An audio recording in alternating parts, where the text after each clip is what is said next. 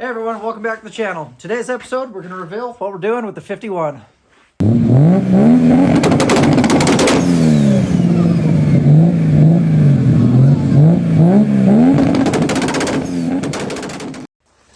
Alright everybody, welcome back. If this is the kind of stuff that you guys are liking, 1951, well, I guess this is the wife's rig, but this is the kind of stuff that you guys like seeing, some crazy builds out of some older vehicles. Ask that you go ahead and subscribe. Check out what we're doing. We got a 47 that we're doing a resto mod on, and this guy, as you're about to see, is going to be it's going to be pretty radical. So ask that you go ahead and subscribe.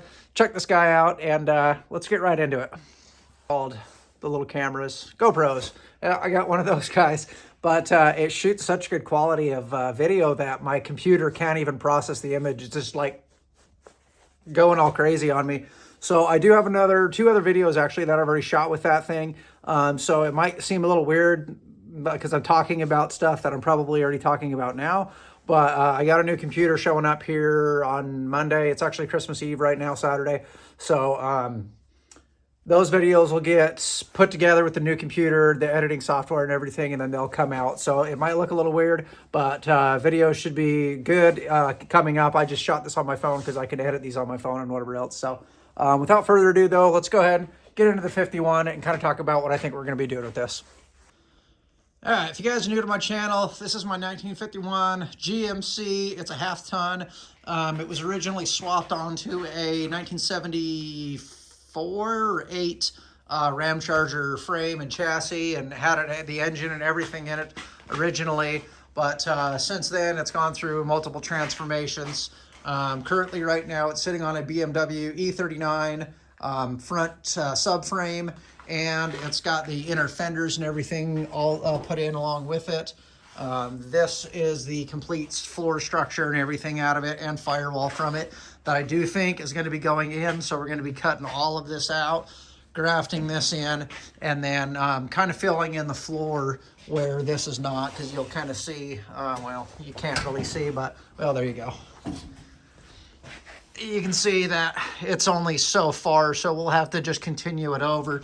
But this was swapped onto that Ram Charger frame and everything, and when he did it, he actually swapped the cab all the way over onto the existing Ram Charger frame and everything. So kind of underneath here, you can kind of see where he did the modification and actually put this thing together. And I've never been the hugest fan of the way it was done. There's a lot of issues with it.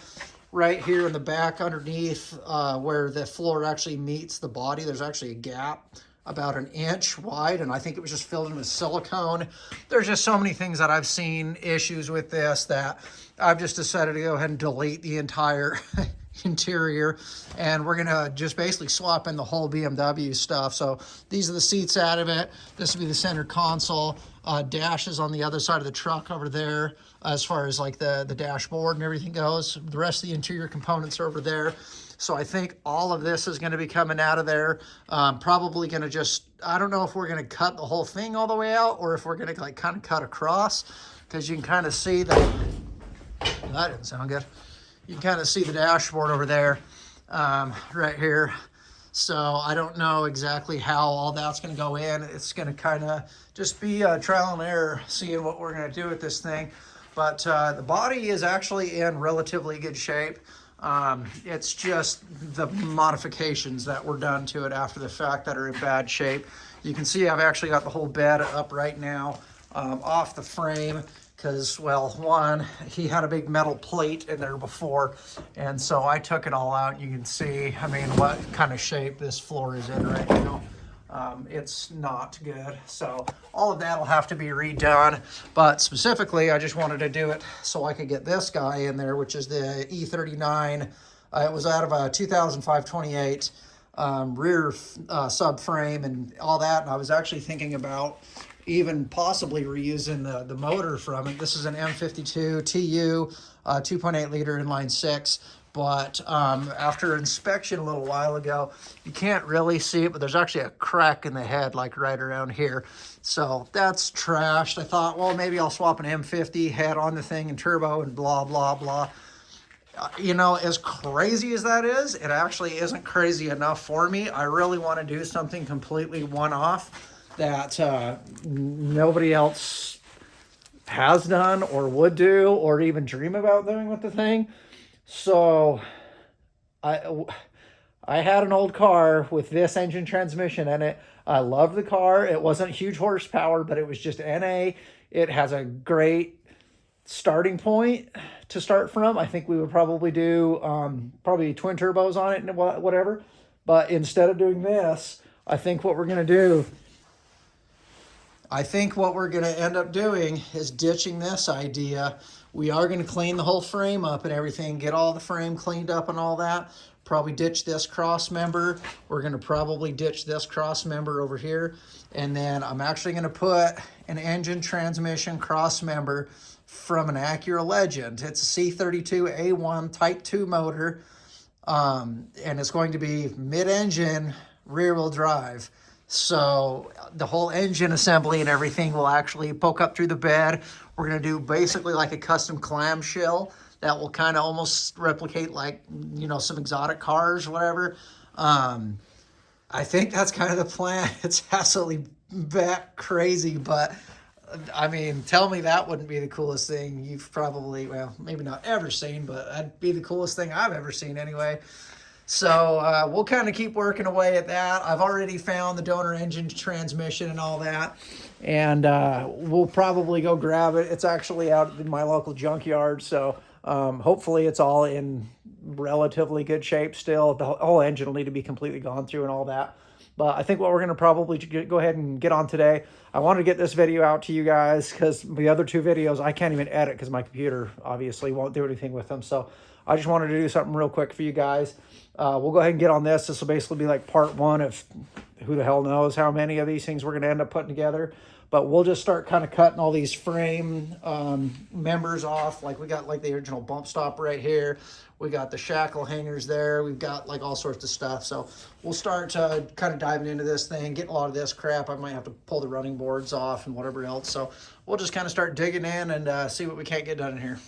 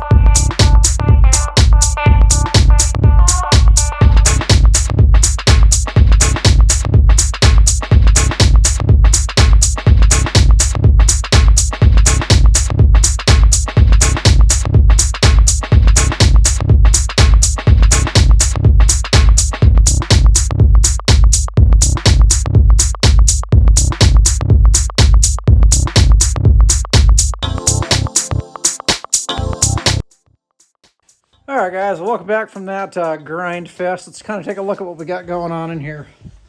So what we got, turn my little light on here so hopefully we can see something. We started kind of cutting away a lot of this frame in here. We got that guy was the bump stop. That was one of the, these guys, the spring perches, I think you call these. Oh, that was the bump stop there, but one of the spring perches was there. And then the other one was over here. That was, I think, an old exhaust bracket, much like this, kind of hanging down right here. So a lot of that's going to have to come out. I did take the bolts out for this, which was one up top. And then as you can kind of see there was a couple of more rivets in there. And these body rivets, these things are no joke. You know, you can kind of see them. And if I'm not mistaken, I believe when they go through the frame, they actually swell in the middle. So as they're pressing together, it actually kind of mushrooms the whole thing out inside of the frame. So they just really don't like coming out. I do have an air hammer, but unfortunately it's up at my shop, and so I'm gonna have to go get that before I can get these out. And as you can kind of see here, it is cold in my garage right now. It's Christmas Day now, actually. I had to call it for the night yesterday. I didn't get very far, but it was about negative 15 degrees yesterday. It's I think 8 for a high today, and that was a few hours ago, so I'm sure it's well under that temperature now. I'm thinking it's probably closer to probably 0 right now. So I don't have my heater with me here. It's, again, up at the shop. Kind of a bad thing about having a shop, too, is I do have a lot of basic hand tools at both locations, but most of my specialty tools and heaters and everything else, you know, I've pretty much moved up to the shop because I haven't really been working on the 51 here much. I've been focused a lot on the 47.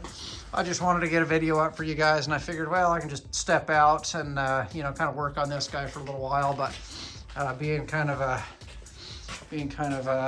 wussy boy about the cold right now, it's kind of starting to affect me. So anyways, I think we're going to go ahead and just call it for here. The next day or two, I can go grab my air hammer, get the rest of these rivets out. I don't know if I'm going to drive all of these rivets out quite yet. There's some there, and there's some over here, because I don't know exactly what subframes we're going to be keeping. Cross members. This one here, very good possibility. This one's probably going to stay.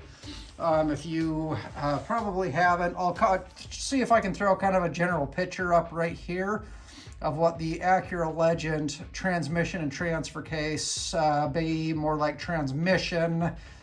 Kind of an interesting little setup. It's actually set up transverse, so the motor will actually sit, you know, if this here is the center point about where the wheel is, basically the front of the engine's gonna be right about here, probably a little bit more forward right about here, and then it sits forward, so it sits transverse just like a normal engine would.